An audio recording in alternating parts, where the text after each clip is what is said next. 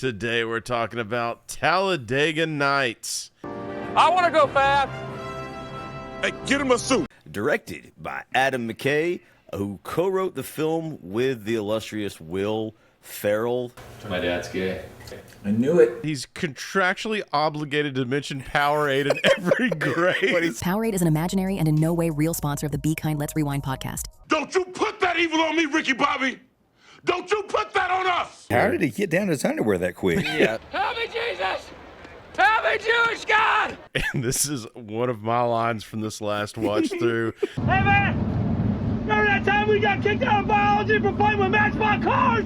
Yeah. Who's retarded now?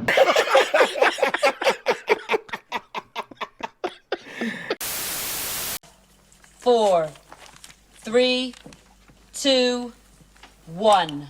Cue music. I got a message for all of them. Ready? Shake and bake. What does that do? Did that blow your mind? That just happened.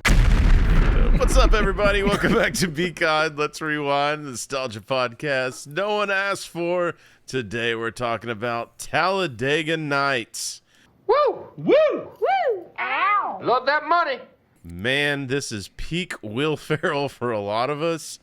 And out of the gate, I was probably opening weekend in theaters seeing this because anything Will Ferrell had, I was consuming. Leaf, what about you, man? Yeah, same thing. Opening night, I can guarantee you I was there.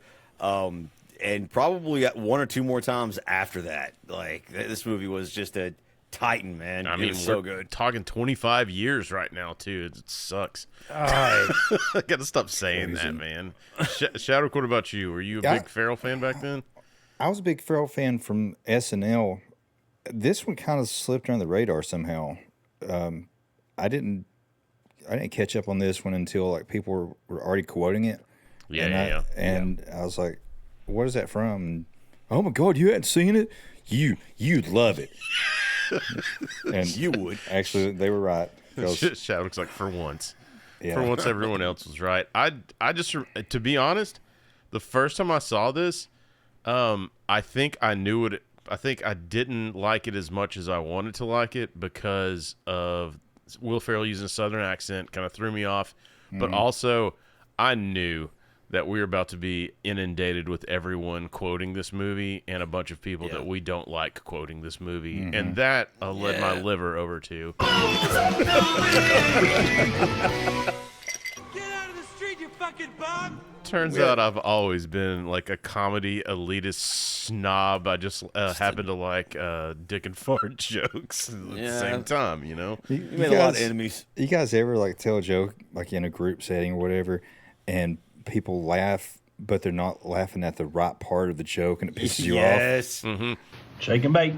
I'm pretty sure I didn't even get out of the theater before I heard some freaking retard being like, "Shake and bake, shake and bake," and I was like, dude, "I'm in the just parking gonna, lot, I'm gonna snap, man. I'm gonna snap, dude." Nobody ever quotes the kid going, "You'll be my best friend forever." Forever. Yeah, I know, exactly. So, So good. Booze watching this, God, there's a bunch of product placement in this movie, but Tons. Booze watch, one of the ones I saw, Budweiser, in a bottle, man, drinking it in the bottles, in the cans, and so nice, Leaf, well done. Big. I tried to. I couldn't find the was it the clown face 40 ounce or whatever it was. The that they laughing made. clown, Laughing clown. Evidently, malt like liquor. Evidently somebody did make a version of that, like an actual version. Oh, that's but, freaking hilarious, man. Yeah. But yeah, so Booze watch for this, all of us with the Budweiser. Another shout out to Will Ferrell. By the way, if you haven't already, go check out our SNL Will Ferrell episode. I'm sure there will be 1,000 callbacks to that on here, man. Yes. Guys, new month, new rewinder of the month. Uh-oh.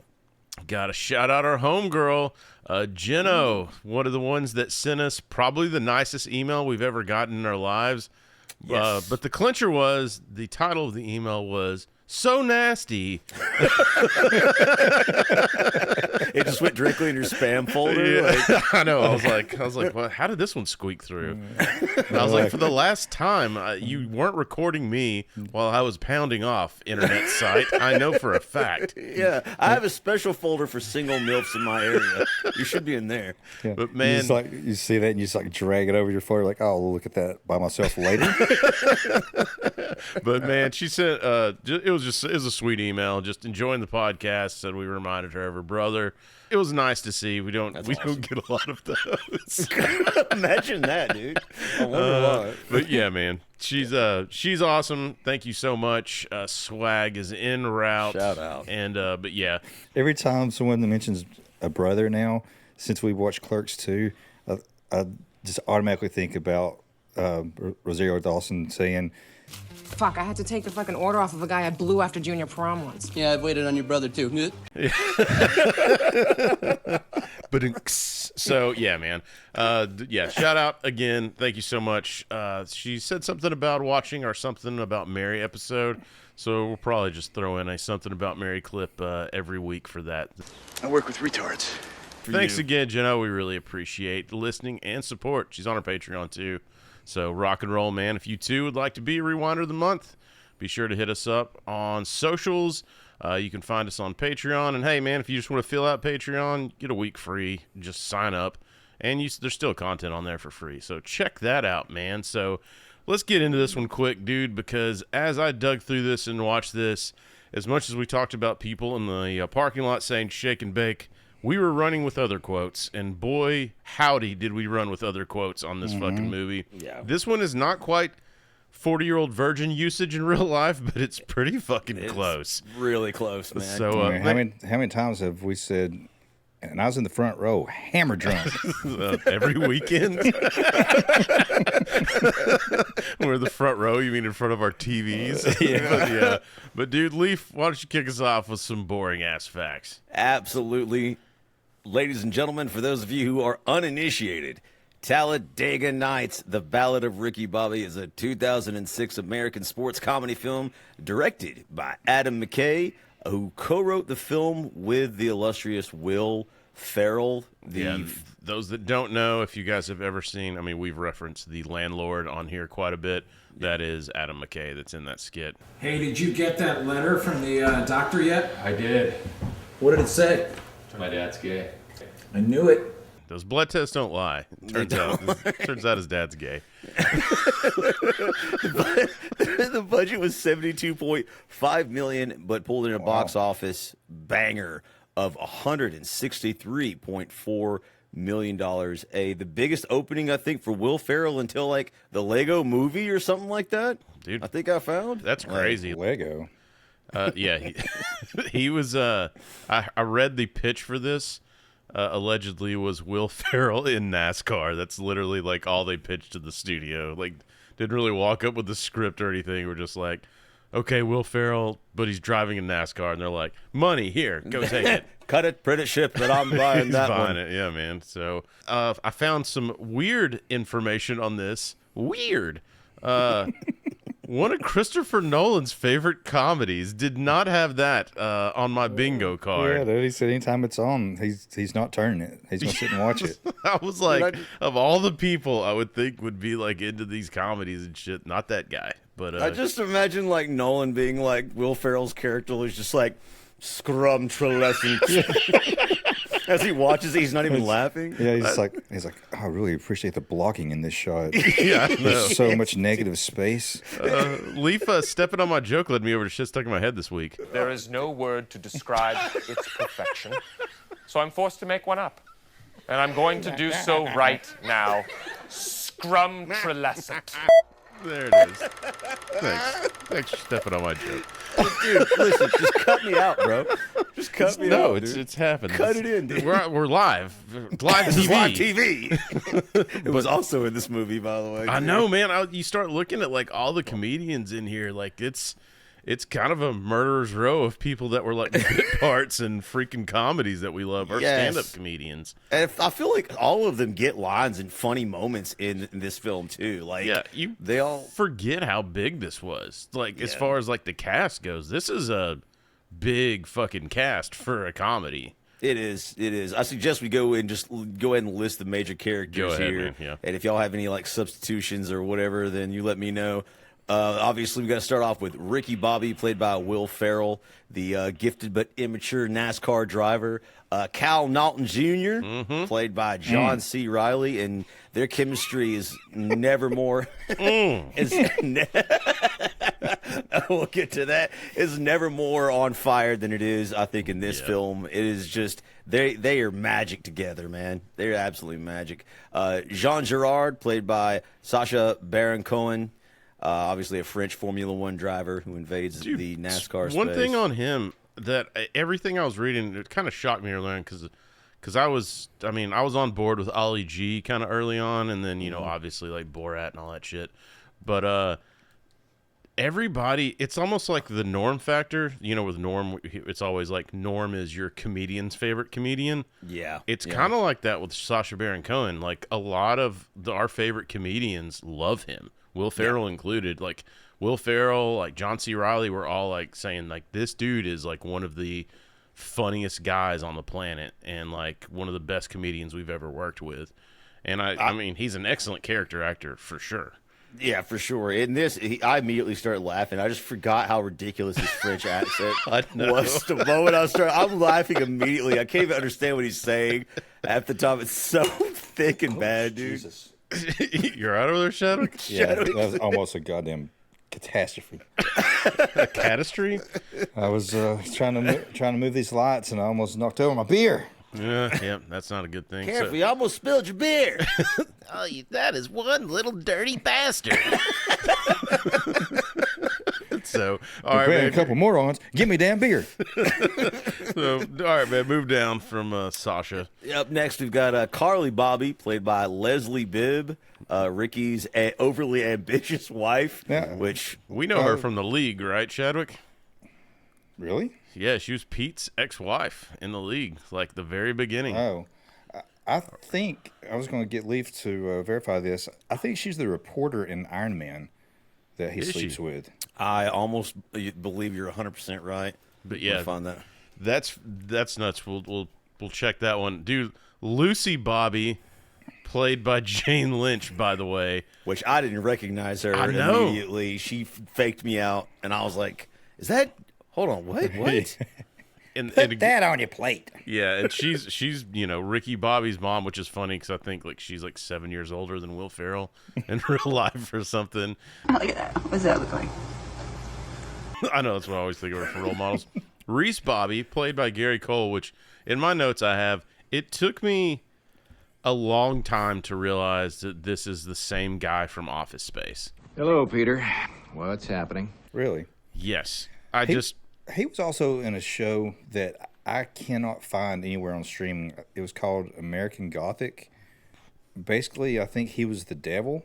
Mm-hmm. Like he was a sheriff of some like little town or whatever, but he was evil.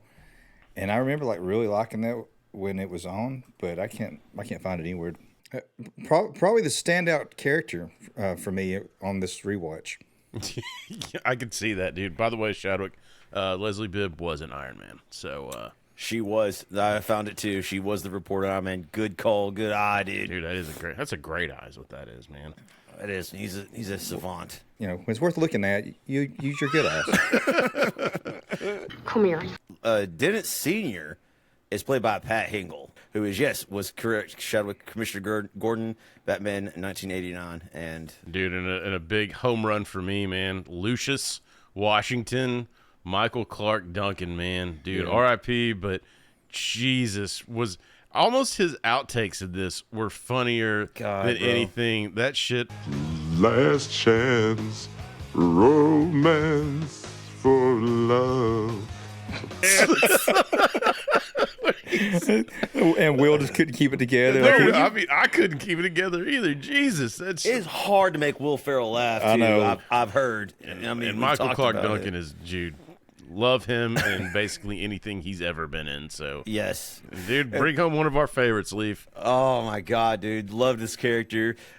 Jean Girard's husband, Gregory, played by Andy Richter. Dude, we were big Conan heads back in the day, so we loved Andy. I swear to God, until this very moment, I didn't realize that was Andy Richter. You're kidding. Really? Was it the beard? I guess so. Well, he's not just a stay-at-home husband. I'll tell you that much. He works with German Shepherds. He trains. Does he speak in this movie? Yeah. Yes. Yeah, he has a couple of lines. He has a couple lines. He speaks in German. Also, because my wife makes me watch Dancing with the Stars, he was recently on that. So. Oh, nice.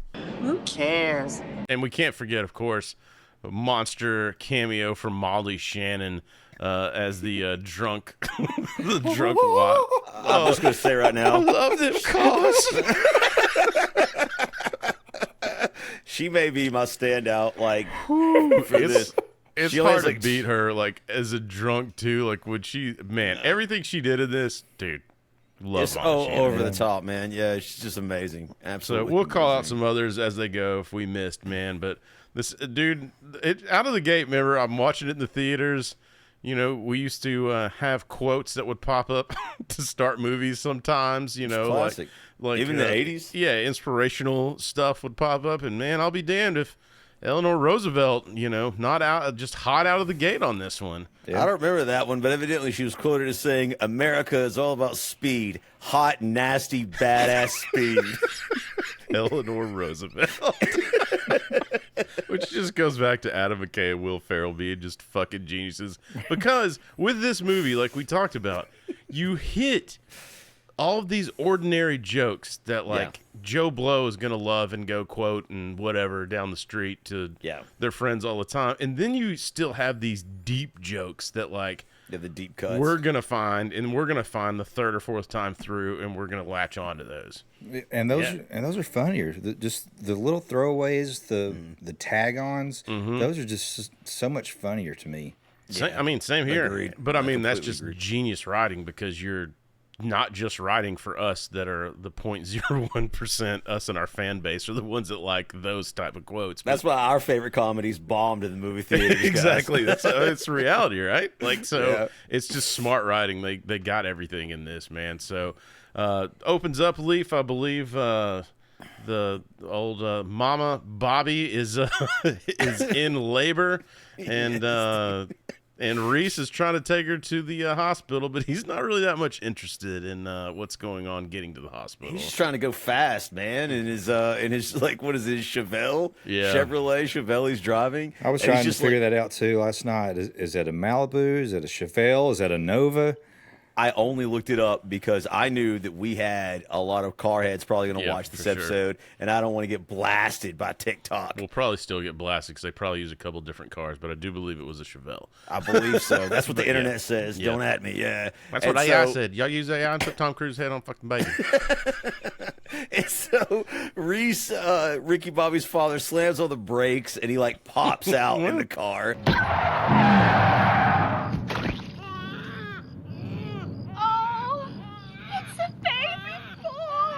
He was stuck, so he fixed it. So he obviously, his dad's like clearly established as just a washed out deadbeat from the very beginning. Peaked in high school, kind of loser. It's crazy because she was stuck in a dryer, and that's how they made Ricky Bobby. Yes. The OG. So 10 years pass, and Ricky, of course, who was also obsessed with speed, evidently is genetic, is now in elementary school, and his dad shows back up. And after this speech he gives, he's immediately thrown out of I got to side with him because it's fucking egregious. They were cellmates. He's got payback coming. I just say that all the time. But yeah, that's another one that I say all the time. But here's what's like I had in my notes too. This is what sucks about life. So you see them in the classroom before he shows up. Ricky Bobby and Kyle Norton are talking. And the Waffle House guy that is awkward as fuck really makes me laugh for like really hard. He's like, "Ma'am, I don't know what else you want me to say to them, and I'm also gonna need to know where your commode's at." Anytime someone says commode, same, but that's again brilliant writing. You know, they probably went through like 40 different like is toilet funny or is whatever like, and then commode is what they landed on, but. They're talking about, his mom said that his dad's probably, dipping his wick in anything that moves or whatever. And the class laughs, and Cal's like, don't pay him no mind, Ricky. Like they're buddies. You'll be my best friend forever. And I was thinking, like, why is it like anytime someone has a dream, like people just try to just destroy it, just and dump on it, secretly root against them to fail? Like, we're shitty people. We're crabs in a bucket, man. We trying are. to tear each other down. And then look at our face. We're like, you know what? You can achieve your dreams, but also I'm rooting against you, and we'll do everything in my power to make sure you fail, so you can be as miserable as me. Now, agree or disagree? Women are even worse at this than men. Yes. Agreed. Yeah. Agreed. Yeah. They could be the coldest for sure. And that's not doing a sexism. I'm just saying, statistically, I think women are cattier and bitchier toward other women than men are to other men. Yeah, I think so. But I think it's probably we just don't fucking care. I grokked it. Yeah, we're already as miserable as you could possibly be. We're beaten down because our friends in school beat us down, laughed at us because our dads were off dicking their wick and everything that moves.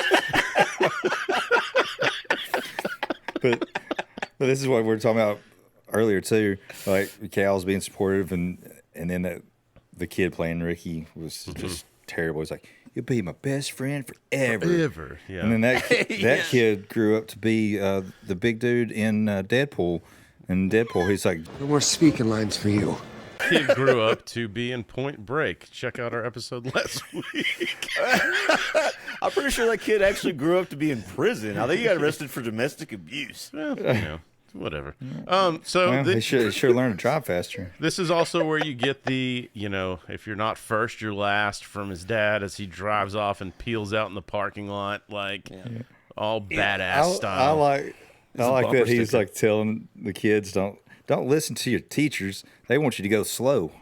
Yeah. It's the fastest to get paid and the fastest to get laid. Woo! Dude. The kids are like, ah! Yeah, he's like, you don't want to listen to your...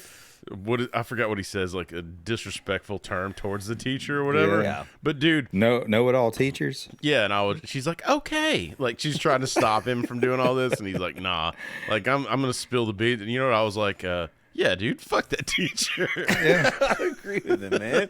He's right, man. You got to go all the way. But this is when you get the, like I said, if you're not first, you're last, and the big cut to the Laughing Clown malt liquor logo on the car, and you find out that they're working pit crew for this NASCAR thing. And I wanted to stop here. Any malt liquor stories, guys? Because why did we ever do that? Like, I know it was cheaper. It's so cheap, man. I have none, unless you consider that Bud Light Platinum as a malt liquor. That is a malt liquor. I just remember getting the iced beers because they had more alcohol. This is before the trendy IPA era, so it would be like 99 cents for a Bud Ice, and I would get it for 40. Well, I think Chris didn't we determine that both of us, our first beer was Ice House. Ice House, yeah. So 3 of us. Dudes, really? Yeah, at least first beer was Ice House on the podcast. All 3 of us. I think it was just marketing to us when we were kids, because that's when I'm thinking about Foster's. No, it was marketing because beer. it was 99 cents for 40 ounces of it. That was the marketing. But it was marketed as being like stronger. It was. I mean, it was ice beer because it has it comes with you get the hangover first before the buzz. It's right. It's a phenomenon. But man, anybody listening to this, I know we got some boozers on here and some people that used to booze. Let it drop your malt liquor stories down at the bottom because it just hurts me. I get a headache saying it. I'm not going to be able to drink for the next 4 days because I said malt liquor because I'm just going to be thinking of hangovers. Me either. Yes. I never did any like Schlitz malt liquor or like Old English. No, I did try Old English once. And Old English, the great thing that they do is they brew their beer in pennies. Apparently, that's how it gets that sweet penny taste. That's what I was going to say about the Bud Light Platinum, man. I was going to say nickel. So it's that copper grossness, man. So, but man, they're on the pit crew. This is where you see David Koechner, Ian Roberts, like all these dudes.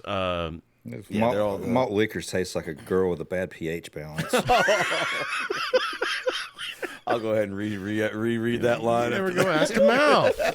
But yeah, dude, it's like I said though. These like David Koechner, of course. If you've listened to this podcast, we huge fans of David Koechner. Massive. He's been on Norm's show doing some funny shit.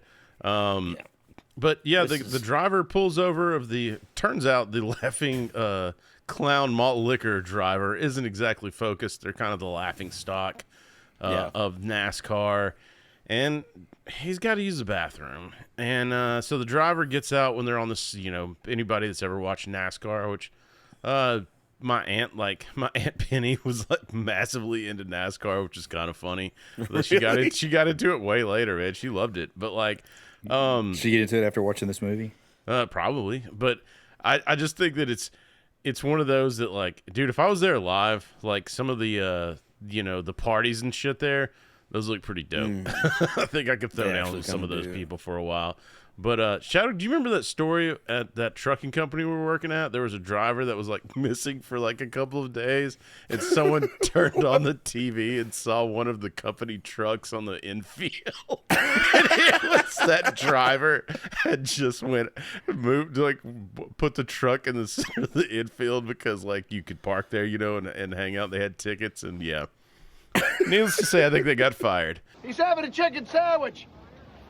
Hey, fellas.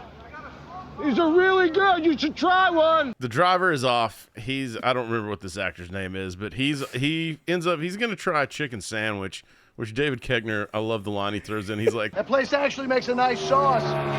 So and that's what I'm talking about. Yeah, dude. Like the joke is that the guy's like, he gives chicken sandwich. So little of a shit about this.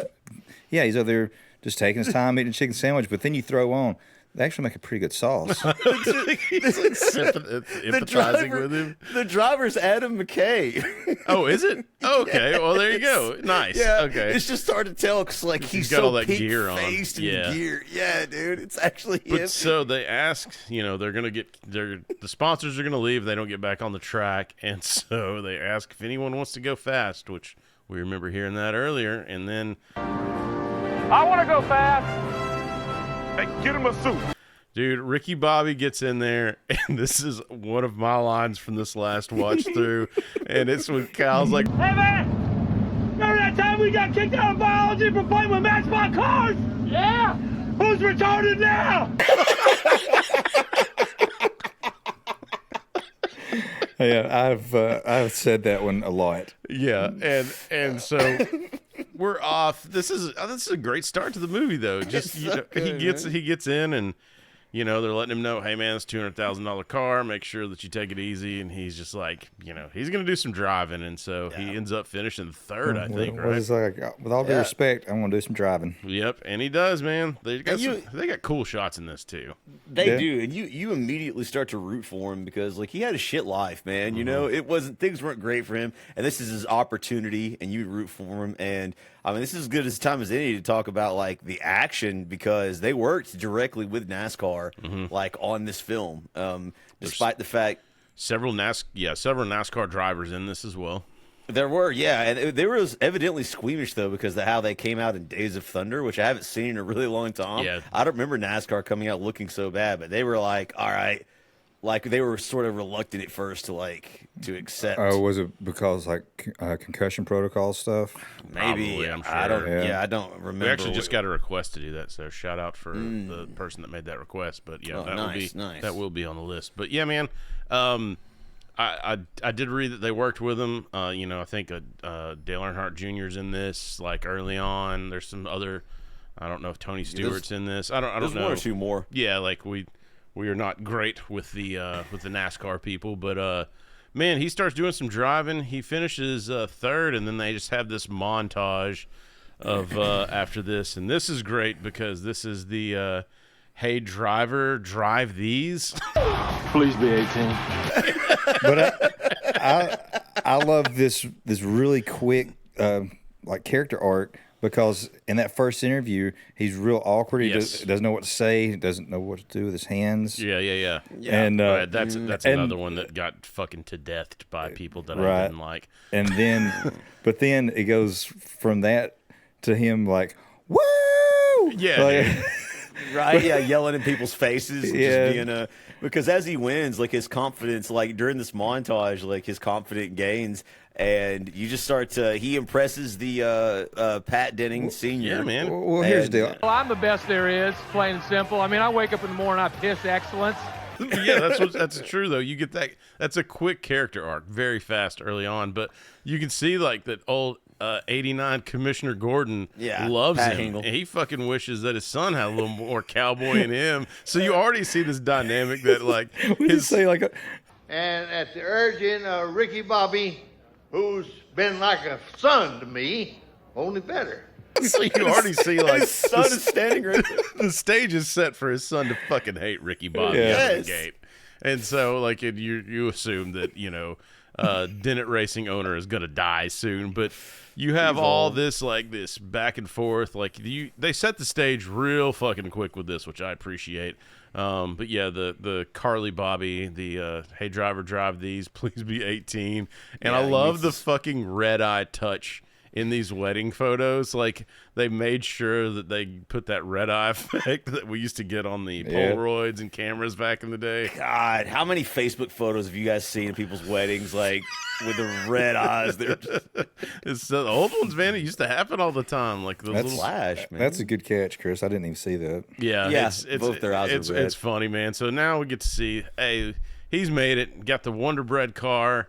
You find out that at his suggestion, his buddy Cal Norton Jr. is going to be driving a second car for him. Yeah, man, dude. Then his pal, and don't forget, they get tons of sponsorships too, man. Yeah, dude. I'm Ricky Bobby. If you don't chew Big Red, then you.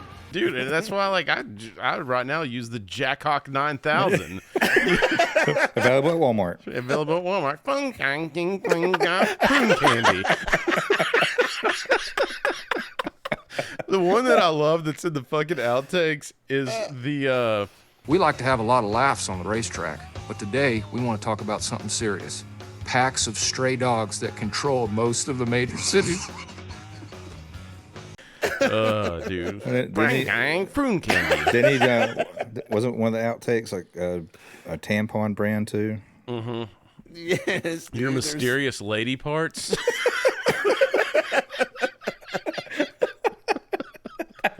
Yeah, that montage of all that shit is amazing. You also get the catchphrase. You already saw it earlier in the film. We didn't mention it. The shake and bake.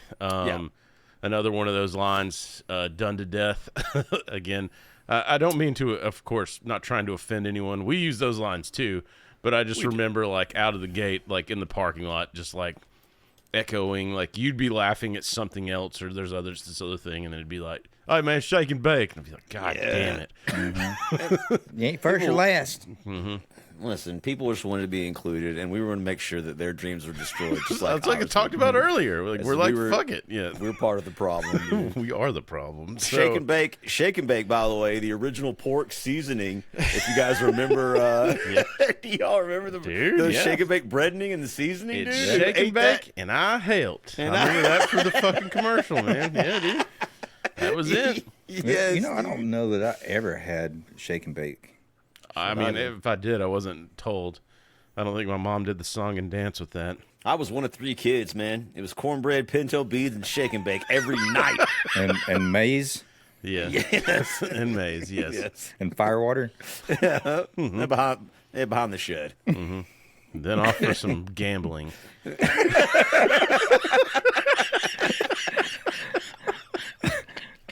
Lee said it's like, look, Leaf.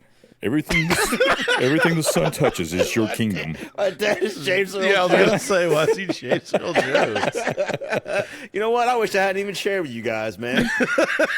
It's like everything assholes. Everything the blinking light touches is your kingdom. Thanks, Dad. Oh, yeah, thanks, Dad. Thanks, Pops, man. You have to share it with like 60,000 other natives, but Screaming Native Americans, true.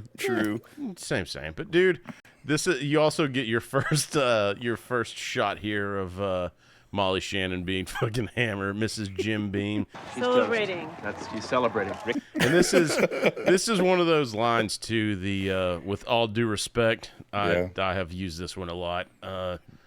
Especially online. God, I'd say something awful and be like, Whoa, I said with all due respect. That doesn't mean you get to say whatever you want to say to me. Sure as heck does. No, it doesn't mean that. It's in the Geneva Convention. Look it up. I think I used that when I was wrestling.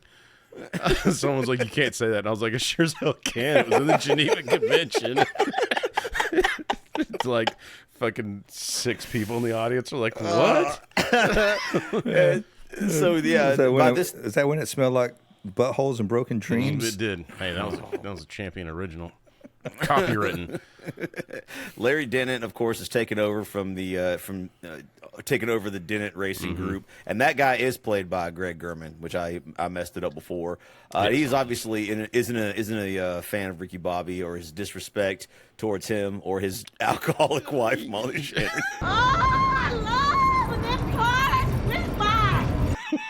This is Jim Beam. Yeah, right.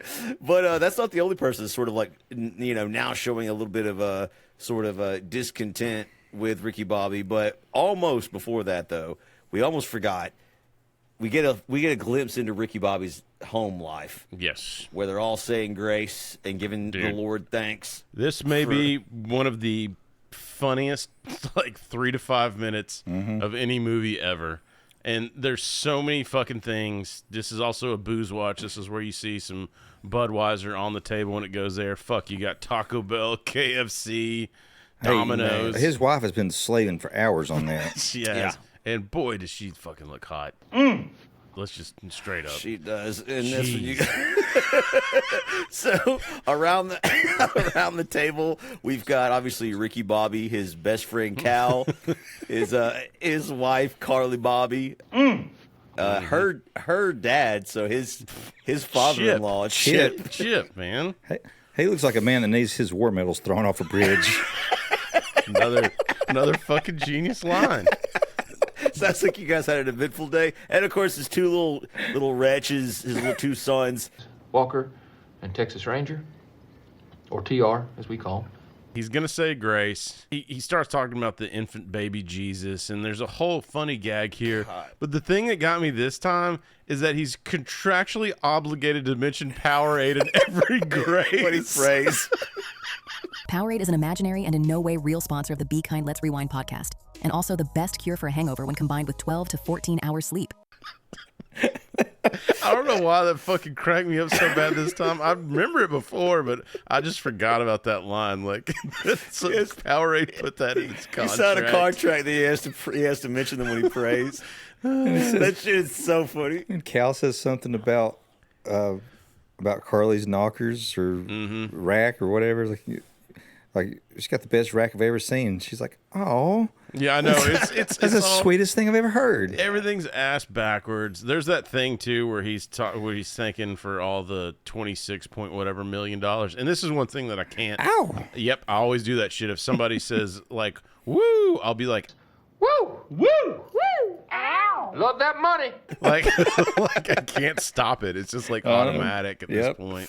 But yeah, dude. So this is where you get the family dynamic. And they suck. Like, his wife's complete and total, like, money grubbing, like gold digging white trash. His children are so mean and ungrateful. They abuse their grandfather sitting at the table. I threw a bunch of Grandpa Chip's war medals off the bridge. That sounds like a good day. Dude, it just cuts to him and he's just staring like he's so broken. And then I know, Chris, when we were at the truck company, we did the dirty pee pants all the time. Oh, dude, yeah. He said, you got a lumpy butt. But the one that got me out of this when he's like, what's the capital of, capital of North Carolina? And he's like, Washington, D.C. Bingo. Yep. That's another one we would use a lot. Like somebody say something stupid and we're like, bingo. Yeah, watch it. Yeah, in fact, you don't have to see this entire movie. You're going to get like a treasure trove of quotes if you YouTube this one scene, man. Yeah, dude, this scene is comedy gold. Well done on them. I mean, this is they had a couple of these in Step Brothers too, where it's just like just firing these hilarious jokes. But Chip, I'm going to come at you like a spider monkey. Right, that's another one too. He's jacked up on Mountain Dew. Mountain That's another Dew. one. And then, Carly yells at her dad. Bobby yells at Chip. And Carly gets just hot yelling at her dad, I guess. And then they're just going to bang on the table, I guess. And she looks like Peg Bundy. Like she's doing the little walk, like because she's got those high heels on or whatever. It's just white trash with money. Oh yeah, 100%. Yeah. Just absolutely. And I was going to say that when we first started, like this movie, it does a great job at satirizing, like the Deep South and Southern life without I feel like without hitting a lot of the low hanging fruit. Like to my knowledge, you guys can correct me. I don't think there's a single like cousin fucking joke. No, I mean if anybody's gonna fuck my cousins, it's gonna be me. But it's like basically it's like Southerners winning the lottery. Like yes, like give us a bunch of money and see what we do. Yeah, I think our homeboy Matt that wrote Booze of the Week used to always say you just can't give rednecks money. Like anytime he would have money, we would buy something stupid. Me or him would buy something stupid when we were living together, and he's like, "You can't give rednecks money." I believe Dave Chappelle also said a version of that quote. He did say a version of that. We will not say on this podcast, but I think Will Ferrell said that never should have gave him any money. Papa.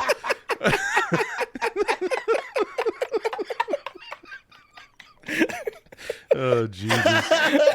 Shout out Robert Goulet. I knew that was going to get leaf. I wish I caught him right after he took a sip. I'd have spewed. I would have absolutely spewed. If you're gonna spew into this. It's a wrap. but not all is as happy as it seems to be, because later at a bar after one of the races, Cal sort of expresses a little bit of discontent here. He's just kind of like, hey, I love that shit. He's just like, you can tell he's like, especially the way that John C Reilly plays this up, he's kind of hesitant, like testing the waters, like I was thinking maybe one time you could let me win. And it just like Will Ferrell's retort is like, yeah, but then how am I going to win? Like, Yeah, and he's just like, I was thinking that, and he's just like, just need to bury it deep down inside. He's like, I am, and it's painful, and I love you. Like, that's fucking genius, man. Like, it's so funny. It's so good, man. And then as they're sort of celebrating here, that scene ends, and this is where we meet Jean Girard arrives. Why did you stop the jazz music? Nobody better turn off my jazz. We have it. We have it on there for profiling purposes, along with the Pet Shop Boys. Dude, that bartender's so fucking angry when he says that, by the way. That made me laugh really hard this last time, too. And he's just like, it's on there for profiling purposes. He's so fucking mad. So mad. And they're like, they're like, David Koechner also cracks me up in this, in that scene, because he starts to act like he's getting sick as soon as he hears the jazz music. He starts grabbing the bar. He's like twitching? Yeah. He's like, he's like rejecting a kidney or something. It's so fucking rejecting a kidney. Well done. Oh God! Like only you would come up with that one. I got him, dude. I got him, man. Dude, and this is another one where we got the fucking peanut butter on the roof of your mouth, because his accent is so fucking over the top. Man. He is from Formula. He pronounces everything so muddy. Dude, Sacha Baron, dude, is so funny, man. So freaking funny, man. Like, he just does a great job here, like, as this character. He takes up the whole room. And of course, like, what's the antithesis of like American Southern, excellence would be a gay Frenchman, a European dude. Yeah. So it's like there's that whole immediate hatred between him and Will Ferrell, and their verbal confrontation instantly escalates to a physical one. And he doesn't even know he's gay at this point. Yeah, exactly. He doesn't. He's like, he's like, you're from France, and he's like, we. We? No, we are not French. We're American, because you're in America, okay? Greatest country on the planet. They have this nice little back and forth where it's like, what have the French done? You know, Americans brought Chinese food. It's so pizza, bad. French fries.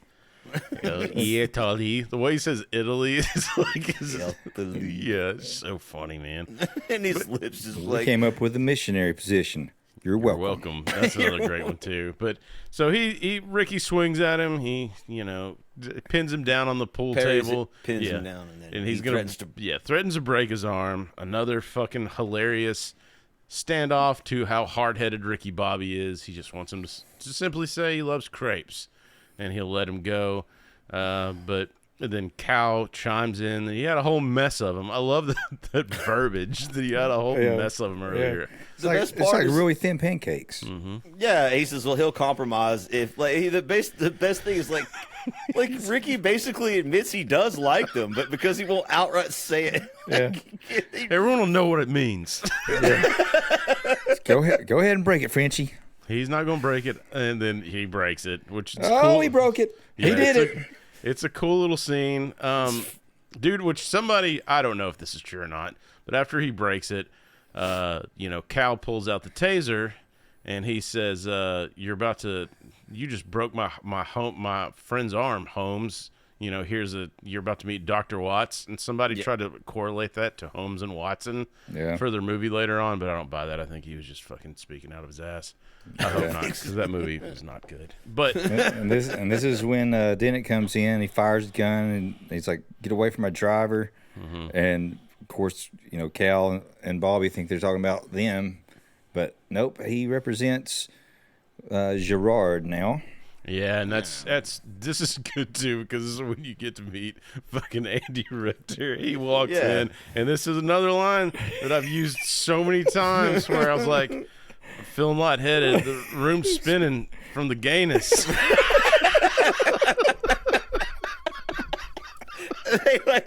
They kiss, and everybody's obviously disgusted. Someone drops a beer. There's women screaming and shit. Yeah, because this is again the deep South, right? There's obviously the clever roast of the culture is clearly they're not with homosexuality at all. So this is their worst nightmare, man. Dude, yes.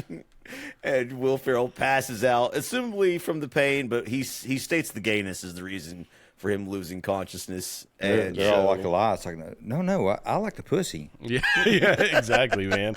And I mean, throughout a little bit of this too, you've had the, you've got the part where his dad is still on his mind because he still leaves the tickets for his dad at every race, which I did think was smart, because if you watch the unedited version and the unrated version and the theatrical version, in the theatrical version, when he leaves the tickets and the guys are like, it's the saddest thing I've ever seen, he explains that he leaves these 2 tickets for his dad at every race. Yeah. And then he goes, let's sell these bitches. And then they go sell them.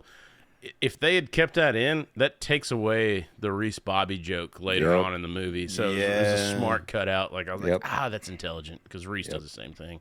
So it's just kind of repeating the joke. But yeah, man, we've also, of course, we've got, we talked about the whole slingshot arrangement that they have. Ricky's always going to win.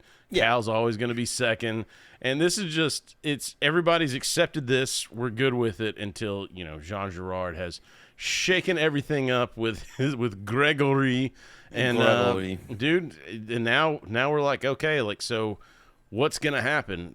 Can he even drive? He drove for Formula 1. So now let's see what happens, man. Can he actually drive? Right. And so we get this scene real quick. He's on the racetrack or whatever, and he breaks Ricky Bobby's record. And Ricky Bobby shows up with a cast. And my favorite part of that he's already got the Wonder Bread logo on it. Wonder Bread is also an imaginary and equally unreal sponsor of the Be Kind, Let's Rewind podcast. Wonder Bread builds strong bodies 8 ways, but only 2 of them count. Everything he does is monetized throughout the film to a detrimental degree. And they have this throwaway fucking line here that Jean Girard is sitting on top of the poles, and that is in no way a comment on his sexuality, but the fact that he's leading bulls. That's another one again. This watch through, like these other ones that just jump out. This thing is just packed. And then when ESPN does their like retrospect on who is John Girard, and everything is fucking above board until they show his husband Gregory training the German Shepherds, and Rob Riggle and the other dudes look like they're fucking just. They're doing the Ted face. They're like, it's like that dude. Did you guys see New Year's or whatever? Like where there was like two gay dudes kissing. Yeah, live makeouts on SportsCenter. Get into it. Oh, what do we got? We got love in the air. And then one of the commentators was like, "Oh, come on." Dude from ESPN. Yeah, man. I don't know his name. I'm fucking crying. Oh, jeez. The people that write checks for ESPN don't know his name anymore either. Yeah, no. He probably was on the last 6 layoffs. But, dude, so you find out again that Frenchie can drive, and so they have this back and forth. And I like, again, there's this face-to-face with Ricky Bobby and Jean Girard. And this is funny because a lot of times, when people get face-to-face, you say something, I say something, you say something, I say something. They're purposely talking at the same time. Mm-hmm. Like in this joke, I just thought, again, another one of those looking back being like, that's really funny and different that they can't get it right. They can't even get like the trash talking part of this right, Play for keeps. And, yelling back and forth and all that shit. And then Cal keeps interjecting shake and bake. This is shake and bake is nonsense. It makes no sense. That just happened. Did that blow your mind? Again, they wrote a movie that is just nothing but ketchup phrases. Them and Judd Apatow, they were like, how can we just go ahead and inject ourselves in Chris Leaf and Chadwick's life the most? It's in. Oh, my God, it's in. And this one's a game changer. Well played, gentlemen. Well played. And we come down finally. Obviously, they're setting up for the first race. And obviously, Ricky Bobby's arm's still broken. But he says, fuck it, You just see there's a scene where he's like sawing the cast off. I was just waiting for blood to shoot out. Oh, no, I was like, I can't believe they didn't do it. I'm shocked they didn't do it. But he saws the cast off. His arm's still not healed, but he refuses to not partake in this next race. To Chris's point, you don't put blood there because you have the knife in the leg later. Yeah. Good point. It's just really well paced. But in this too, I believe tightrope act. I believe this is the Fig Newton part of this too, where he sold his windshield to Fig Newtons, which. I mean, that was kind of like the comedian's joke forever on NASCAR. It was like even Mitch Hedberg was like, what was the thing? He's like, oh man, you must really like Tide. Like it's like talking to like NASCAR people, but like that was always kind of the joke. They have like all these giant logos, and people are buying pieces of these cars for advertisement. But yeah, this one is this was original. I'd never heard or seen this before, but the Fig Newton's on the fucking windshield. He's like, this sticker is dangerous and inconvenient, but I do love Fig Newtons. And is this where Girard? He's sipping his macchiato. Macchiato. And then I meant to look it up, and I forgot. What book is he reading? L'étranger, translated as The Stranger or The Outsider, is a landmark 1942 philosophical novella written by French author Albert Camus. The title represents how Meursault is a stranger to societal expectations because he refuses to lie about his feelings or pretend to care and sentences him to death. Society finds his apathy terrifying. Girard mirrors this persona by inserting himself into a sport that's considered synonymous with heterosexuality, while he himself is a big old gayfer. Every time it cuts to Girard's car, he's just not even trying. Yeah, there's he's beating classical everybody. music always playing. Like it's like classical music. He's like the tiny like macchiatos and he's pouring and it like shit. down his helmet, like so it's clearly spilling everywhere. But like it's just nonsensical. Yeah, I don't know what book that is. We either find it or put it in or. But yeah, so this is the whole like okay, he can't get around him because Girard's such a good driver because Girard basically he's like. He's come here to beat Ricky Bobby. Like, that's the whole thing.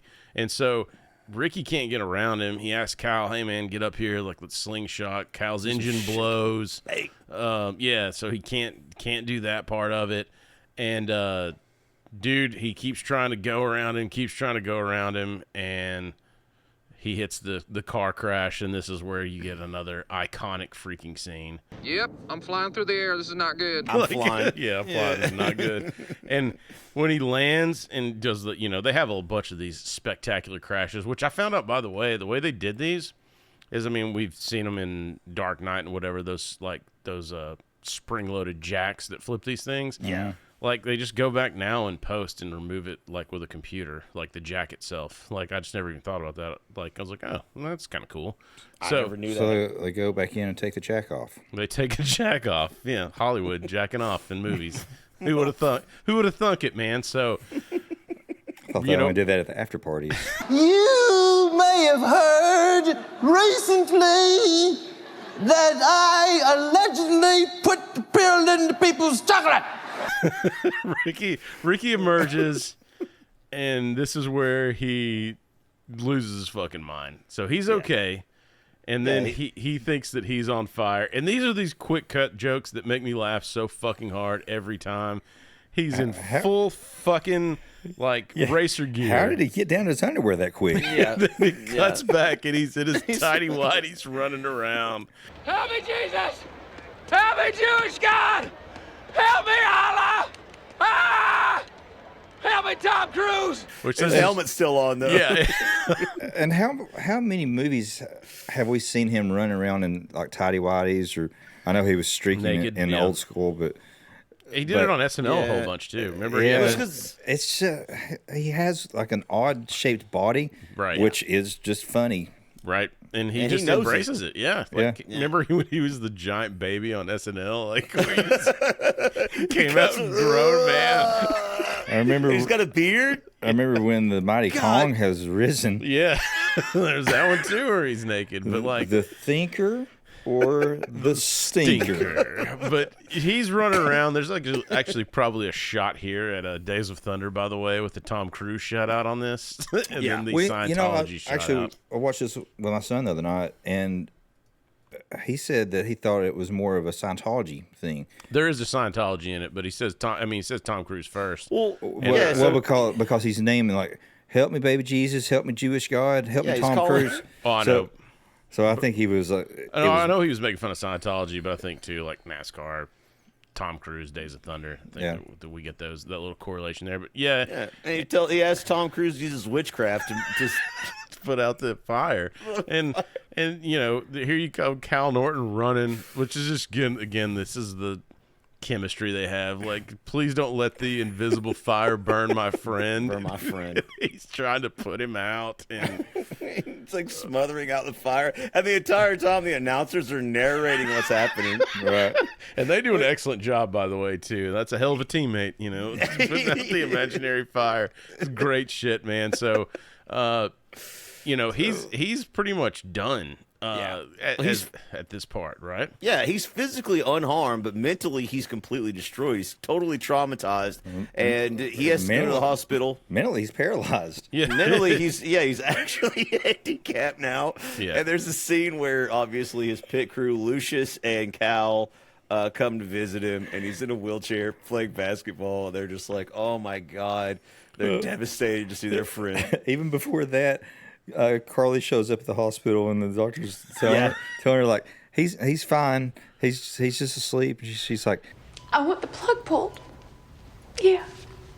Ma'am, your husband's not dying. He's just taking a nap. Like, look at him. I've never seen him make that face before, and he's just yawning. He's yawning or whatever. I got more plugs in him than a circuit setting. She like kisses him and all that shit. You're like, you really just see what a piece of shit she is. Like, yeah, she's and you know what? I didn't notice until this rewatch.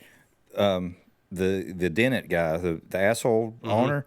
Yeah, Larry Dennett. He sets up that the Carly and Cal.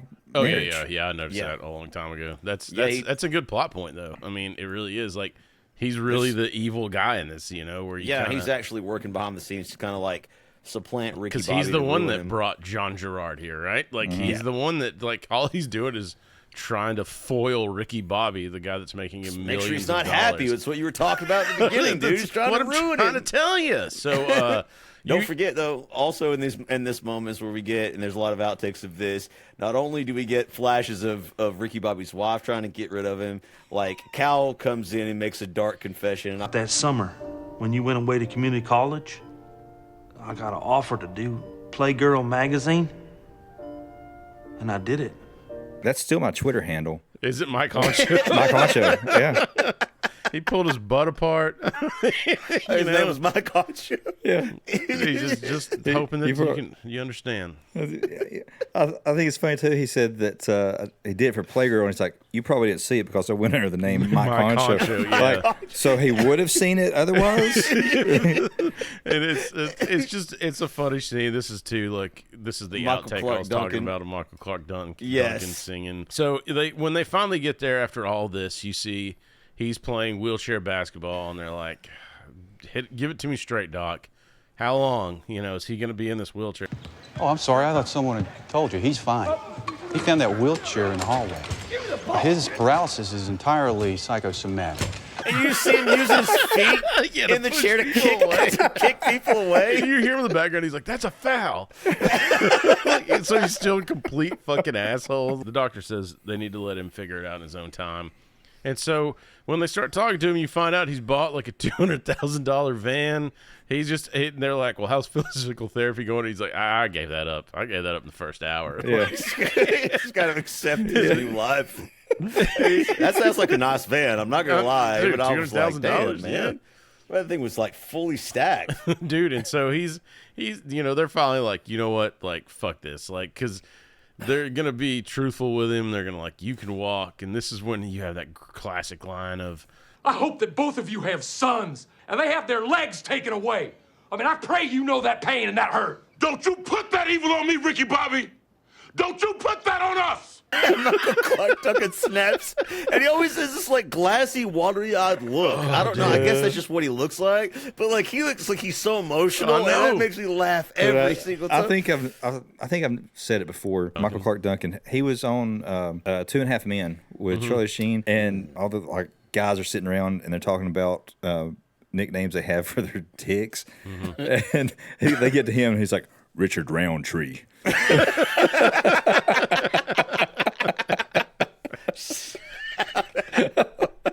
I named mine after a WCW luchador, El Dandy.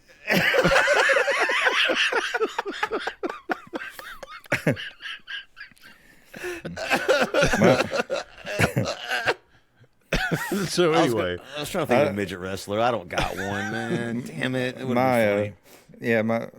My nickname is the same as my wrestling name. It's VJ Wrecker. Mine's Wee Man. So damn it, fuck, bro.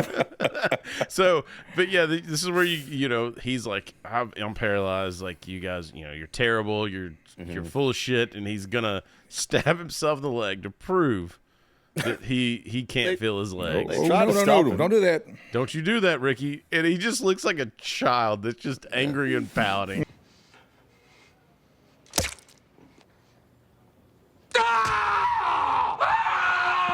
And this is one of my favorite outtakes in the whole movie because none of them can stop laughing during this whole thing. Like, it's so even ridiculous. The final take that they got in the movie, you can see Will's breaking. Like, he's laughing through this whole thing. They even had to like dub some shit in there that they're happy that he can walk or whatever. Dude. Yeah. When like he can get the knife back out. And Michael Clarke Duncan gets another knife and starts to wedge it in there. You got to cut around the meat. We use this knife to get the other knife out. And so there's two knives in his leg. He's trying to cut around. And it shows him like tapping at the top of it. And then Will's like starts to choke. He's like, I'm choking on my own spit. He's laughing. He can't stop fucking laughing. They're all laughing. Love the scene. This scene is pure joy. I remember in the theater that like the whole theater was like erupting at that part. Like, it was just pandemonium, man. Like, it's so funny. Will Ferrell does come to grips with the fact that he is indeed not paralyzed, and he realizes he's got to get back in the saddle ASAP. Right? It's just like a Top Gun. It's like we got to get him back in the plane, back in the car, dude, to do his thing. And in the meantime, man, Jean Girard keeps on winning because Ricky does see outside. He sees that what is it, Perrier, the water that Jean Girard's sponsored by. Yup. And people are wearing his jersey or whatever, like, or his number. Yup. Like, and so fans. he's like, fuck. And then I think there's is this the Paint It Black montage? That's like, and this is a cool. I mean, it's kind of a cool version, like, of Paint It Black, but it is cool. I assume it's French Paint It Black that they're doing, and because we're not learned men of the world, so I'm not sure what language that is in the song. But yeah, man, so you find out, like, okay, so he's got to he's going to get back in the saddle, and he's got to reclaim his crown from Jean Girard, and it doesn't go. Test. Yeah. He does a test run, and he freaks out again. He's going 26 miles an hour on the track, and other people are just zooming by him.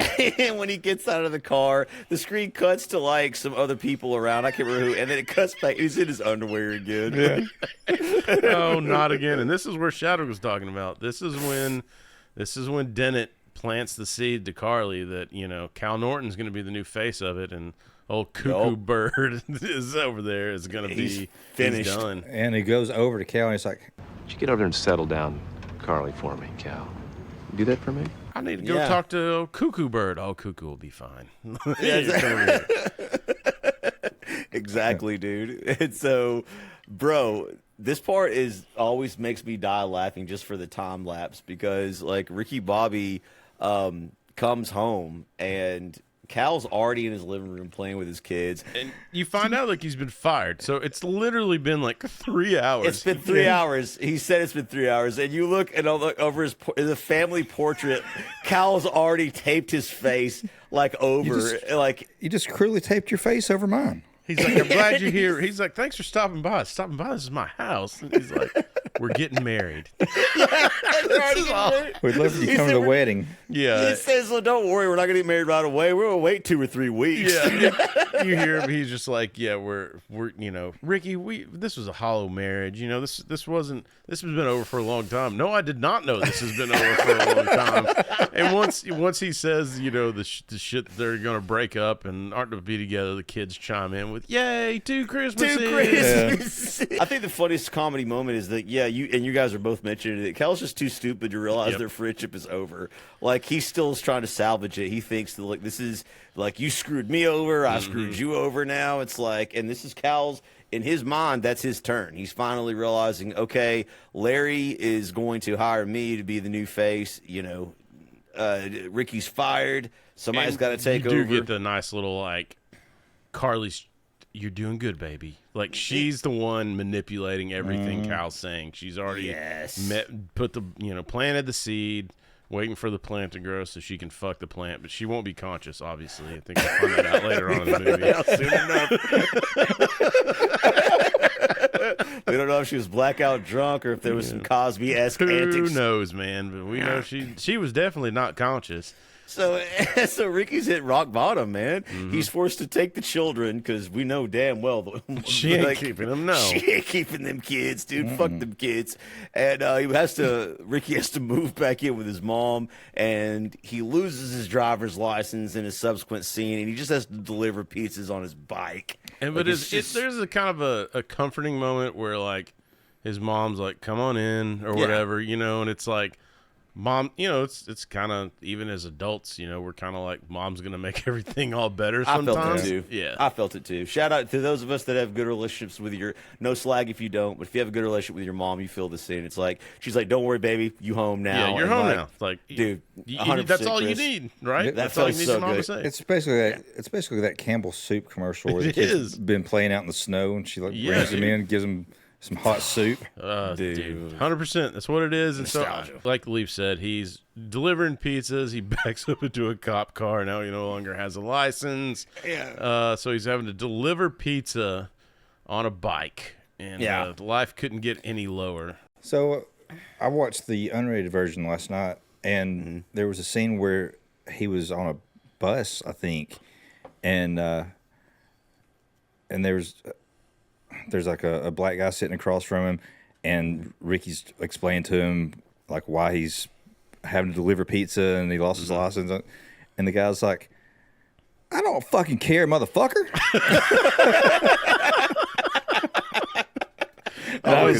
I was like, I do not remember this part. Yeah, I wonder like how many of those in every comedy we love is just shit that didn't even make the DVD, didn't even make the cut. Like, just they filmed these scenes. Can you imagine being the actor in that? And you're just like, hell yeah, man, I'm in Talladega Nights. And then the movie comes out, and you bring all your fucking friends and shit there, and they're like, "You lying motherfucker." Yeah, they're not gonna.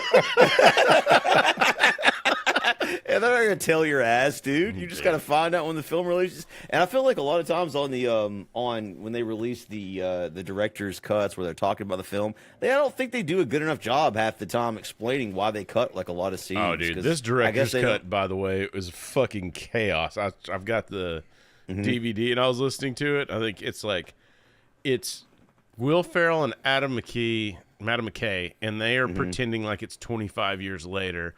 And Adam McKay is playing his son because Adam McKay got eaten by sharks. It's very emotional for me to be here. We all know what happened with my father, that his very public death as he was eaten by a hammerhead shark off the coast of Catalina. There were hundreds of people there, unfortunately, videotaping it. It was a charity swim, I believe, right? It was, yes. And it was used as a screensaver. I quickly learned I'm not going to get any actual behind-the-scenes shit out of this, so I stopped listening to it. But yeah, it's probably worth a listen if you have the DVDs. By the way, get your DVDs. Yes, get them all quickly. But man, he's got one pizza delivery that changes the whole movie for him. Leaf, take it away. This is where it turns completely around. On a auspicious pizza delivery, he runs into his father. Ricky Bobby encounters Reese living in out of a hotel, which made it even funnier or whatever. Nope. It's a motel. Yeah. Is it a motel? It's a motel. Me. Yeah, yes, it is a motel. It looks like a Motel 8. He's living out of it. Outdoor entry. It looks like the same one from My Name Is Earl. It really does. Yes, dude. And obviously Ricky Bobby and him have it out. Like, he refuses to believe that's his father after all these years, and he just decks him and hits him and runs away. He goes back to this is going good. Me and your mama did it in a Rustler's Steakhouse bathroom when I was 17. And then you showed up. Yeah. The dad's just oblivious. He's like, I figured, got a little heated, but I think this is going all right. Like, and he goes back home, and so Ricky's, telling his mom, I don't know what you ever saw in him or whatever, and she's like, you can't tell now, but he used to be a looker, and your daddy used to be a real charmer. And that night in the ladies' room of the Rustler's Steakhouse, he chose me. He chose me. Yeah. Oh God. There's never a funnier reveal than except for on Deuce Bigelow, like with the Bangkok Betty. This is number 2 here in Talladega Nights. But Reese shows up. This is another one where he's at the screen door, and they're kind of, he's trying to be like, I can help you, Ricky, and they're going back and forth.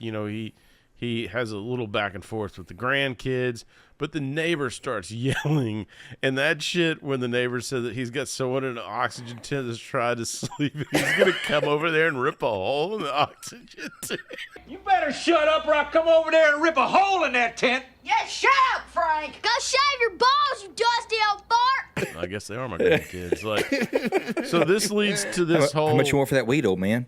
Yeah, no, all he has is a duffel bag of weed, and the kids want to buy some weed. But this is where this little rebuilding Ricky happens here, and it's all a bunch of stupid shit that doesn't work, like the... What the hell? It's a goddamn cougar in the car. Oh, there's a cougar in the car. I put it in there. First, he's got Chadwick's shirt on, by the way. Shout out. Is that your, what is it? I said It's a, Yes. Crystal Is that Gale. Crystal Gale shirt? Yeah, the same one that Ricky has on. Ruined my Crystal Gale shirt. Yeah. So, But I gotta say though, one of the things that makes me laugh the hardest is Will's his physical reaction to trying to work up the nerve to get in the car with the cougar. With the cougar, Like, where he's like bending over, like, oh god. Yeah. Anybody that's ever had to like work up the courage to do something terrible, like feels God, going off the high dive. Like, I mean, he did the same shit in Step Brothers where he's like, I'm so nervous. Like, you know, like before he sings, but like he jumps in, the cougar attacks him. It's, you know, it's this whole fucking absurd shit. The one that makes me laugh the most is the blindfold one where he blindfolds him. And it's not funny. Like, he's hitting those cars. The part that makes it so funny is the sharp turn in between the two cars.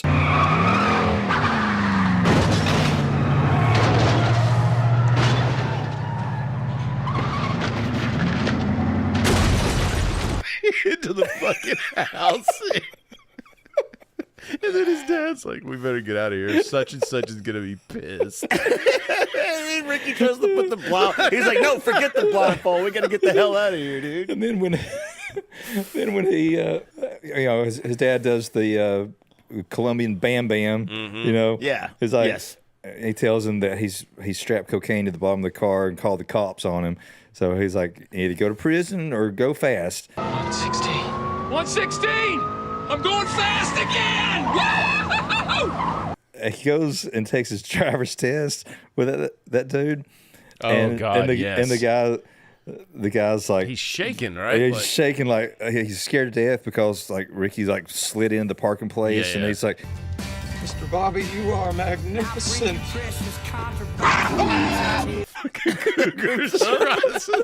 he's like, sit down, Karen. Yeah. And then you just hear it go, Dude. And so it's this whole like so good. build up scene where you're like, man, they're getting their mojo back. And dude, this is again Applebee's all over this too. Applebee's has been in a bunch of comedies. Wasn't Applebee's the one from Date Night too, where they thought like when they got, or not Date Night, Hall Pass, when they were like, oh, Yes. we get a free night out, our wives give us a hall pass to hook up with whoever, so we're gonna go to Applebee's to hook up with chicks. So Wait, hold on. Look. Before we go bagging any chicks, I need to get a hunk of beef inside me. Okay, well, you're not going to get a better hunk of beef than you get right here. That's true. Applebee's shout out sponsor our podcast. I mean, you know, yeah, you're on your way down. Come on, Yeah, guys. yeah. You're about to go the way of Bennigan's. yes, We might be able to revive your. dude, yeah. Applebee's, Pecan, let's rewind. It's a match made in hell. So let's you have the family together. You know, where Reese is kind of rekindling his old love. You think the kids are behaving because Granny has broken the kids. By the way, that anarchy scene. Anarchy! I don't even know what that means, but I love it. They run to the neighbor's house, pick up the hose, and start spraying this dude through the window straight in his face.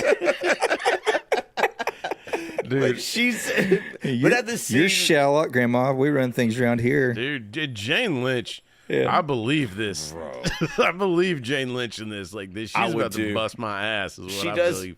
She does give those kids a little bit of Southern justice there, a Yep. backside up that, which you know, I'm And she can show you the proper way to hug a child too. This is not. Obviously, we're not supposed to butt fuck these kids. I think it's a different movie show. Yes.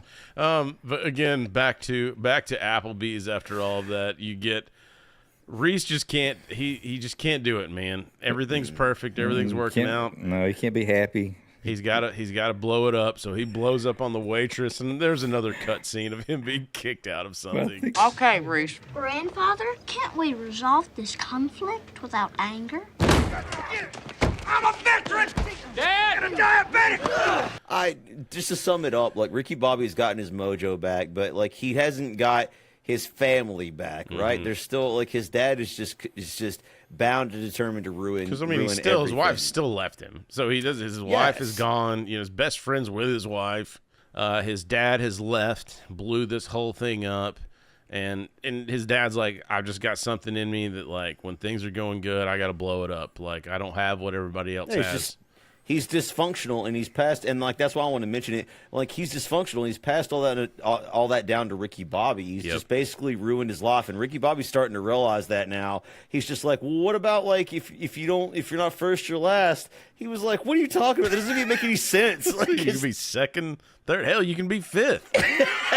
That's like I was high when I told you that. Yeah. It's like, but you know what doesn't support that? When he's leaving career day in his car, there's a bumper sticker on there. If you're not first, you're last. Yeah, but it could have been a bender. You never know. Exactly, right? It's like, right? It's like, but either way, his dad is not somebody to be emulated, and that's what he's telling him. He's just like, dude, you don't want to be like me. He's like, I can't help being messed up, and we don't know what kind of trauma he had in his past. And so Ricky Bobby's like, what does this do with the rest of my life? Like, how do I figure this out? Like, he's just waiting for somebody to tell him for, you know, what to do and like how to get his life together. His dad's like, that's the $1 million question. You just got to like figure it out. And I love like this scene because Ricky Bobby's like, where are you going to go? And he was like, I don't know. It doesn't matter. And he's hitchhiking. He's literally like doing both ways. Both ways because he doesn't even care. He just wants to leave and get away. He wants to get out of that fucking area, like because everything was working out too well. And dude, Ricky, like all of us have in the past, he's just going to go to a bar and get fucking drunk because he's going to figure it out. He's got to push it down with Brown. That's always, man. And so he's playing a NASCAR game, which is a funny line too. Like Jean Girard is already on these fucking NASCAR arcade games. He's already on a video game. Yeah, which is funny. It's been like 3 months, maybe. Like, we know how long it takes to make video games back then. But anyway, it's a funny fucking little thing. And he's even talking shit about Ricky Bobby in the game when he crashes. Come on, reset. Oh, you are a terrible driver, no? How'd you get on a video game so fast? Is your name, by chance, Ricky Bobby? Hey, screw you, man! Ricky Bobby. and as Ricky Bobby is kicking like the monitor, you hear him go, ooh, I'm on fire. And so Ricky sits back down he's just at a table, I guess, man, drinking his delicious Budweiser as we are. Bro, did you see Quick Booze watch 1 second? He has like 4 or 5 shots lined up on the thing and like 2 beers, like on top of the video game where you're supposed to put your quarters. Everybody knows that. Dude, he said, fuck it. Like, this he's trashed. He's about to be push it down with Brown drunk for sure. Yeah. And so Amy Adams, a.k.a. Susan, shows up, which, by the way, Amy Adams is fucking hot. Like, yes. She's like a hotter version of Pam. You're like the new and improved Pam. Pam 6.0. Oh. Exactly, like on The Office. Like on The Office. When people say Girl Next Door, that's literally who I think of. Same. And I mean, dude, she's just so attractive. And she was introduced earlier in the film as his assistant. She's since got like another job. But you could tell she's always sort of admired Ricky Bobby. There's certain scenes where you kind of see her in the background, like cheering him on and genuinely rooting for him. Well, she doesn't need to get in his way when he's in signing mode. Yeah.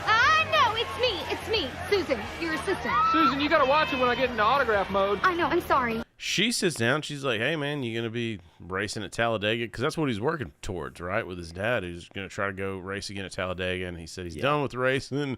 He's got a VHS in for the real world. I've sent in my application to the real world, so I'm hoping to hear back from that. I'm putting a lot of my eggs into that basket, the MTV basket. Chris, was this movie out before you were unemployed at one point in time? Because I've almost vividly, when you were unemployed for that brief amount of time, I remember you would be like, put a lot of my eggs in the MTV basket right now. I was talking about sending a tape to the real world when I was 26. I don't even know if it was still around. I just would always make that. I'd be like almost blackout drunk, being like talking about doing that. I think I was unemployed for like 4 weeks, but it was the longest 4 weeks of my life. Anyway, after he tells Susan about his real world plots, so she is spitting out this fucking speech to him and it's Faithfully by Journey's playing in the background. And dude, she fucking nails this. You ride it like a skeleton horse through the gates of hell, and then you win, Ricky, you win! And you don't win for anybody else, you win for you. You know why? Because the man takes what he wants. He takes it all, and you're a man, aren't you?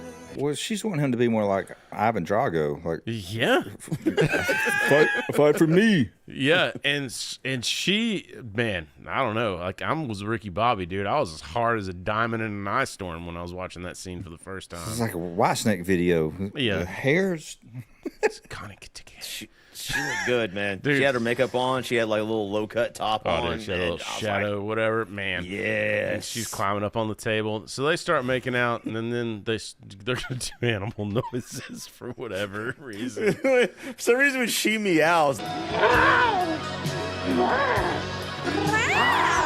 always makes me laugh. That is the cringier than I expect Will Ferrell to be retarded, but when Ant-Man is like meow, I'm like, no. No, please, dude. But yeah, man. So now, you know, he kind of has someone to live for. You think, where he's like, hey, man, maybe there's something to this. Well, not only that, but he has someone that actually supports him. Right. Like, Yeah. like He not wants to see him just win. not just from a monetary level. Like she doesn't just want his money. Like she actually likes and respects him and wants him to do well for himself. And dude, and so he's got support there to go to Talladega. So he makes a phone call, and I like that Lucius in this 3 months already has a car wash fully built with his logo on the front. His face is on like the sign. And of course, they're doing the pit crew gag, like where someone comes out full wash and wax, and they're changing the tires and shit. And it's an old lady. She's screaming when they jack her car up, and she's looking down. They have to correct her. And what's his name has a fucking funny ass, like Glenn has a funny ass line here, like, sorry, Lucius, but it's a hard habit to break, like stalking an ex-girlfriend. Lucius gets a call, and he's like, we're going back to NASCAR or whatever. And they're like, oh shit. So, dude, the stage is set. Talladega. Ricky's return to NASCAR, man. He's ready, dude, and there's only one final thing. Ricky has to confront his rival, gentlemen. He's got to go, and he's got to talk to John Gerard at his mansion. And who happens to be, I love this throwaway shit. He goes to his mansion, and Jean Girard is, again, this may be the most outlandish fucking French shit he's doing, where, when he's like walking up. But Ricky looks over and he's just like, is that Elvis Costello and Mos Def? And he's like, no. It totally is Elvis Costello and Mos Def. Random as fuck in this movie at this point, man. See, on the version I watched last night, he introduced both of them. Yeah, so on the theatrical one, he just Ricky asked if that's them, and then John Gerard's like, no. And it's clearly them. You can see them. Yeah. And then on that version also, there's like a couple of girls sitting there, and he's like real like demeaning to them. The girls. Yeah. Well, that wasn't in the theatrical one either. But so he holds Ricky's hand. There's nothing sexual about it. Please don't be worried. The fact I have an erection, it has nothing to do with you. Come on, man. He's holding his hand like this. Yeah. He's like leading him around. Dude. And so this is where you get the, you know, the famous Highlander line. But this is, look, you find out Jean Girard, he wants to be beaten. Like, he wants to be bested so he can retire. But as long as he's the best driver, he's not going to retire. So you're going to let me win? No!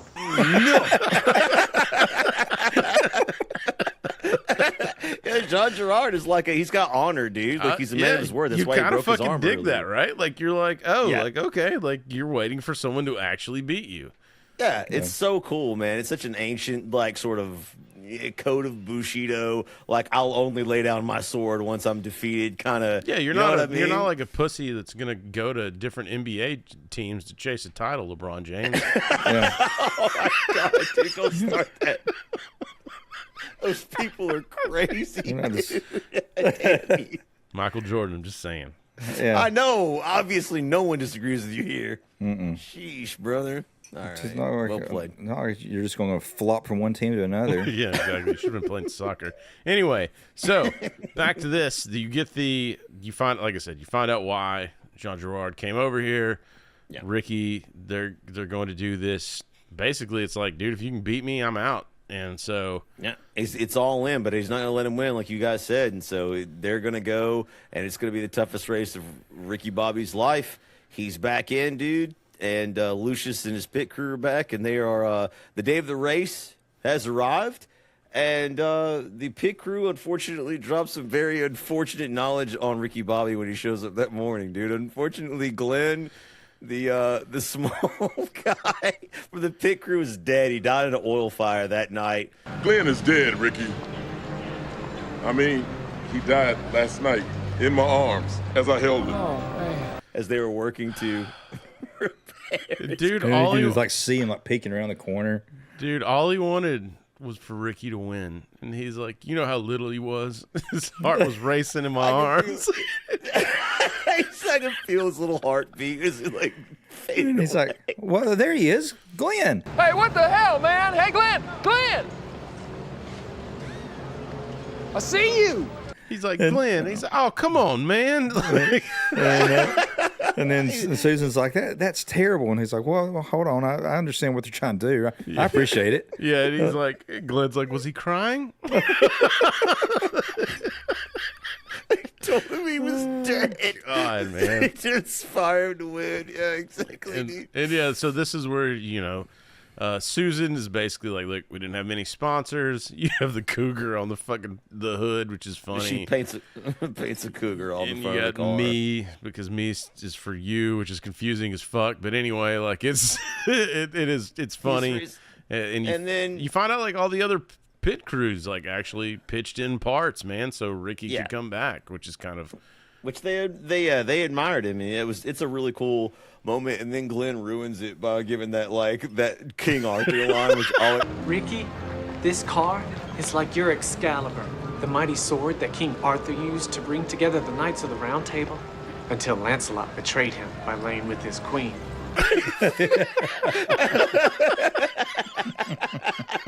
all that cool stuff she just said, you just done did it, man. So dude, he's back. You're gonna have this race, and this is where you have before the race starts, you have the Cal Ricky run in, and and this is where Ricky actually tells Cal, like, hey man, like I'm sorry, like I get it, like I never let you win, I held you down, I took you for granted. I'm a little confused by your tactics. Tactics? Yeah. I'm going to keep acting tough until I figure it out. All right? He's like, what the fuck? He's like Kelly Kapoor's like, who tells you exactly what they're thinking? What kind of game is he playing? 100%, man. It was so serious, dude. And also, like, now like Chadwick's right. Now Cal's like struggling, like trying to figure out where their relationship is. Like, Carly's trying to be like, ignore him, don't worry about it. She's trying to like keep him focused. Yeah, Cal's talking to his guy in the chair, whatever you call him, on the radio, and he's like, on the pit crew. Yeah, he's like, so say you sleep with your best friend's wife. Why would he apologize to you? And they're trying to hash it out like the entire time together. Yeah, he's trying to work through it while the race is going on. But the race starts, man, and it's this is a great soundtrack, by the way, Leaf. You have that, every song is a banger. This is a solid fucking soundtrack. By the way, Will Ferrell's dad has a song on this soundtrack. No way, dude. It starts out with remember that song, Space Lord Mother. Oh, dude, yeah, dude. Remember that one? That was a 2000s massive smash, man. So, dude, don't forget though. I have to mention. I got to shout out one more time, like right before the race begins. As it begins, we get one more Molly Shannon. I have to say it moment where Larry is like bringing all these people from like Halliburton and like these like. Just like these big wigs, man. Big wigs, like bringing these investors, like all these, and they're coming into the skybox, and like there's this old man, and Molly Shannon like kisses him on the lips. She's very affectionate. She suffered a recent loss, so she's lovely. And she does that evil laugh or whatever. Yeah, that Hillary Clinton cackle. Dude, she's like she's affectionate. Get these people some drinks. But it's also an important scene because this is where Larry Dennett basically is just like, you know how much is on the line for him. He has to eliminate He has Ricky investors Bobby. and everything there, so he's got to People win. are watching. Yeah, he can't be humiliated, man, here. And so this is really important to him. And as you said, the race does begin. Banger soundtrack. And immediately right off the gate, Gerard pulls ahead. Yes, like, he's at the top of the pole, which is in no way a comment on his sexual orientation. So, but like you said, a banger soundtrack. But also, this is where Cal is talking to his pit crew, and he's just like, "Hey man, Ricky's passing you," and he's just like, "You mean like in existentially in my head?" And he's like, "No, he's actually passing you right now. Oh, it's happening right now." He like zooms by him. I always thought that was fucking funny and clever, man. So Ricky's, he's gonna try to go ahead and he's like in second place, I think, and he's trying to pass John Gerard, and then, dude, they tell Cal, "Hey, wreck Ricky." Like that's like his orders from Dennett. Larry Dennett, he tells him that's the guy. He's like, wreck him or you're fired. Because you also have the investors, and they're like, "Ricky Bobby didn't used to drive for you," and he's just like, "Yeah." And so now he's mad. Now it's personal again. So he tells Cal to do it, but Cal says, "Will you tell Mr. Dennett that Ricky Bobby is my best friend, and it's shake and bake time." The old shake and bake is back, baby. Yeah, dude. That's such a cool He's moment no longer the magic man. Now you see him, now you don't. It's Shake and Bake's back. So, Man, dude, that's an awesome name. That's awesome. So you you have the slingshot engage. Larry Dennett then has someone else wreck Cal, which wrecks the entire fucking rest of the race. Everyone behind Jean Girard and Ricky. And so, of course, it's a two-man race. Yeah, of course, we have the track is cleared for the two-man race in the final. And, dude, this has one of the funnier crash scenes I've maybe ever seen in a movie because I never would have thought to do what they did. They're edging for anything, any advantage they can get. They hit each other, they crash. Yes. And the crash is so long that an Applebee's commercial happens in the middle of it. Well, I've seen a lot of big crashes at Talladega, but this is the longest one I've ever seen. Let's take a quick commercial break and we'll be right back. Hungry for both steak and shrimp? I cackled last night when I saw it because I had forgotten about the Applebee's commercial. Jeez, that shit is so funny. But I looked that up because Applebee's was like so prominent in this, and they were like a big sponsor or whatever. But they're like even with a negative connotation of saying Applebee's has rats. I found a whole rat in my Cobb salad. They're like well, it was good publicity, like, and it boomed business, I'm sure. Yeah, just like having your name in a movie. And also, I found out like Wonder Bread and a bunch of these other those were free, so they did them for free. Yeah, they were like they wanted to use a lot of these brand names, and the brand names were like, "Man, go ahead. We're not going to pay you any money, but you can use it." And so a lot of those people got free publicity from that as well. So good call on that. But, man, well done, man. Back from the commercial break of the wreck, you find out that the wreck is continuing. Welcome back to Talladega, where the long one continues. It's still happening. And so they finally wreck, and, they're basically like, hey, okay, so the wreck is over, which I assume whoever was in the lead, which I guess they were tied. I don't know if you would have co-winners in an actual NASCAR scenario of this because you'd have to have people placing in the order they wrecked. But they get out, and then it just turns into like mini drunken nights in your 20s into a foot race. Absolutely. Sometimes you just got to race your friend to see who's faster. You have to do it, and man. So they race. And they have, We Belong or whatever playing, which is great. And they dive for the finish line.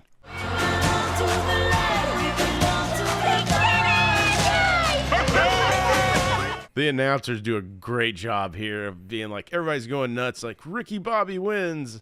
Of course, they're both disqualified, and this doesn't count in any way. But what a spectacular sight. And so you find out, Ricky gets up. He's bested Jean Girard, at least in this world. And they have this face-to-face.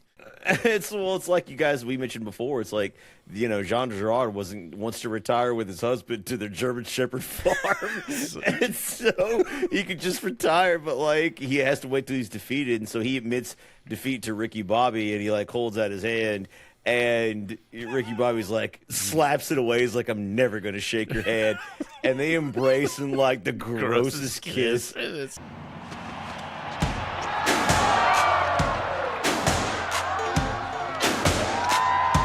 That year, it won the MTV award for Best Kiss. Yes. But you got like the cameras like orbiting around them. Oh, dude, yeah. Whatever. It's like a rom-com. Yeah. And then like, they break apart or whatever. And Girard tries to go back in for more. And he's like, no, that's enough. He pushes him away. The song's like peaked. The chorus is banging in this. Like, it's great cinema. It's so funny, man. Dude, you find out that Cal actually won this race because they were both disqualified for getting out of their vehicles. And he's so celebrating. Yeah, dude. And so you're just like, wow, like, so their friendship is mended, and you have the final celebration after this. They're walking out, and, we did mention briefly, that Reese does come to the thing to get the tickets, and they're like, man, mister, these tickets have been waiting on you a long time. Then he immediately scalps them and just watches from the outside. I know. It sets it up like a heart-warming, like tender moment, He gets those tickets, and he like steps back and... Who needs two? I got tickets. Tickets right here, $60 a pop. And so, yeah, man. So they go. He sees him afterwards. Like, tells him whatever the lesson was. Then and Reese, what does it happen? What happens here, Leaf? They're outside. It's Ricky, Susan, the mom and kids. Yeah. So outside of Talladega, Ricky Bobby and his new girlfriend, his two kids, and his mom are kind of like celebrating, and they run into Reese like a final time. And basically, Reese is like, "So who'd you win this race for, Ricky?" Basically asking him, it's like, what are you doing? Who are you racing for? And Ricky's like, well, not for you. That's for damn sure. Mm-hmm. But he's like, I didn't win it for anybody, not even for myself. He's like, it's like the moral of the story, right? It's like, I'm not racing for anyone. I'm racing because I love it. Yeah. It's what I love to do. And I told myself, whether I win or lose, it doesn't matter, because at the end of the day, I still have my family, my girlfriend, and the people that care about me, and that's what really matters. Mm-hmm. And it's in a nice little bow, kind of wraps it up. And Reese's dad is like, I respect that answer. Yeah. Like, that's a good answer. Yep. And as an olive branch, despite all of that Reese has done to Ricky, Ricky's like, dude, you want to come to Applebee's and get thrown out? Yeah, he's like, let's go get kicked out of an Applebee's. Yeah, and I do like that Susan walks up and he's just like, who's this? And he's just like, it's like my girlfriend. She's like, we had sex.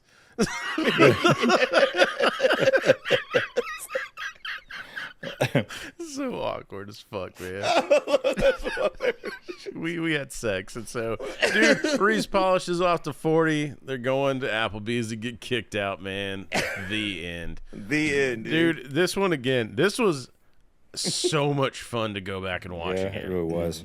Like, this is just one of those. I don't even think it's streaming on anything. We've all bought this one, so I don't even know if it's available streaming. We've just DVDs, digital, whatever. Like, it's been purchased a million fucking times, man. So go watch this if you haven't seen it in a while. 25 years as of the recording of this, man. So, dude, let's just get down to it. This will probably be a long one. From the movie Talladega Nights, what is your favorite line? Leaf, do you want to start off? I can go first, man. And I've got to go, of course, when Ricky Bobby wrecks his car. Help me, Jesus! Help me, Allah! Ah! Help me, Tom Cruise! Tom Cruise using witchcraft on me to get the fire off me! Shadwick, what do you got, man? Man, probably like the one I've used the most is probably... Are we about to get it on? Because I'm as hard as a diamond in an ice storm right now. Dude, I'm going to use... That's a weird one for you to pick. Yeah, That's weird, man. That's the one that I use a lot is... I like to think of Jesus like with giant eagle's wings and singing lead vocals for Leonard Skinner with like an angel band. and I'm in the front row, and I'm hammered drunk. Leaf, dude, you got one more for us? Oh, I do, man. I do. Actually, you just mentioned this quote. It's when Susan's introduced to Ricky Bobby's father at the very end. Hi, I'm his lady. I'm Susan. I painted the car. We had sex. Is that right? Yeah. Yeah. Well, I wish I could have been there for that. So my second one, the one that got me last night, was from that same scene. These things are... It's pretty much perfect right now. It's making me a little itchy. And dude, I'll just bring a nice layup home for us all. And if you don't chew Big Red, then you. Guys, if you haven't already, be sure like, subscribe, tell your friends about us, spread the word, man. Let's build this family. Check us out on Patreon. All of those fun things. All of the 400 calls to action I just did. Everyone in podcasting would hate that. Hey, let's build a family. We'll break it apart and have 2 Christmases. Yay! 2 Christmases! Guys, with that, we'll go ahead and take it over to our Norm Macdonald clip of the week. In Wisconsin, students at Menominee High School are desperately fighting efforts by the politically correct to change their team nickname, the Indians. Already, opponents of the name have rejected the students' first compromise, the Drunken Indians. They feel that's almost worse in a way, you know?